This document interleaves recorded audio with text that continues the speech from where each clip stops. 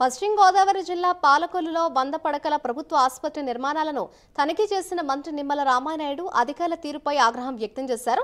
కొత్త భవనాల నిర్మాణ పనులను పరిశీలించిన ఆయన అధికారుల తీరుపై మండిపడ్డారు. స్లాబ్ నుంచి లీక్ అవుతున్న వర్షపు నీరు, నిల్వ నీటిని చూసి ఫైర్ అయ్యారు. మీ ఇళ్లను కూడా ఇలాగే కట్టుకుంటారా అని ప్రశ్నించారు ఆయన. ప్రభుత్వం మారిందని, పనులన్నీ నాణ్యతతో జరగాలని అధికారులను మంత్రి ఆదేశించారు. అనంతరం ఆసుపత్రిలోని పేషెంట్లతో మాట్లాడి సమస్యలను అడిగి తెలుసుకున్నారు.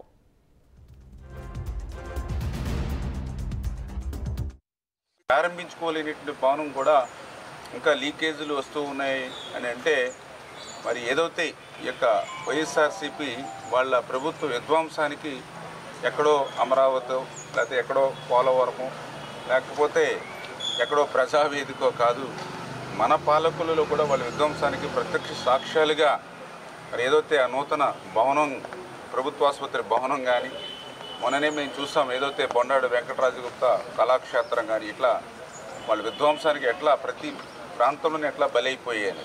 పాలకొల్లు ప్రభుత్వ ఆసుపత్రిని 50 పడకల ఆసుపత్రిని మళ్ళీ 100 పడకల ఆసుపత్రిగా పెంచుతూ 12,60,00,000 రూపాయలు కొత్త భవనం నిర్మాణం కోసం ఆ రోజు 3 సంవత్సరాలు తిరిగి ఆ నిధులు మంజూరు చేసుకుని 100 పడకల ఆసుపత్రిగా దీన్ని అప్గ్రేడ్ చేసుకోవడం జరిగింది.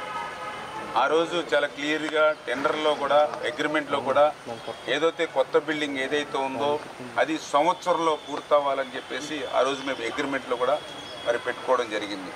కానీ దురదృష్టం ప్రభుత్వం మారిన తర్వాత మరి సంవత్సరంలో పూర్తవ్వాల్సినటువంటి ఏదైతే కొత్త భవనం మరి నిధులున్నప్పటికీ కూడా, నిధులు సమకూర్చినప్పటికీ కూడా మరి పనులు నత్తనడక నడిచి ఈ రోజుకి వాళ్ళ 5 సంవత్సరాల సమయం పూర్తయిపోయినా కూడా అది ఇంకా ప్రారంభించుకోలేనిటువంటి పరిస్థితిలో ఉండడం అనేది వైఎస్ఆర్సీపీ పార్టీ వాళ్ళ జాతకాన్ని తనమవనివ్వండి.